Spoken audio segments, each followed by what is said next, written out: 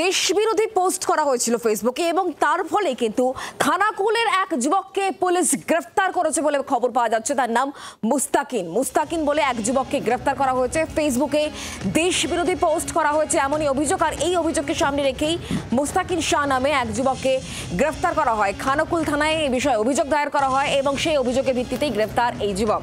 আমরা বিষয় নিয়ে আরো জানবো, কথা বলবো। দিব্যেন্দু এই মুহূর্তে আমাদের সঙ্গে রয়েছেন, প্রতিনিধি টেলিফোন লাইনে। দিব্যেন্দু, কি খবর পাচ্ছ? ঠিক কি অভিযোগ রয়েছে? কি অভিযোগ শুক্লা যেটা হয়েছে গতকাল অর্থাৎ শনিবার সন্ধ্যেবেলায় খানাকুলের গণেশপুর এলাকার মুস্তাকিন শাহ বাসিন্দা, তিনি তার স্ত্রী ফোন থেকে একটা পোস্ট করে যে দেশ বিরোধী সেই পোস্টের বিরুদ্ধে বিজেপির পক্ষ থেকে একটা খানাকুল থানায় অভিযোগ দায়ের করা হয়েছে এবং বলা হয়েছে এর বিরুদ্ধে কড়া পদক্ষেপ নিতে হবে। সেই অভিযোগের ভিত্তিতে খানাকুল থানা তড়িঘড়ি কালকে রাত্রি অর্থাৎ শনিবার রাত্রেই মুস্তাকিন শাহ নামে ওই যুবককে গ্রেপ্তার করেছে।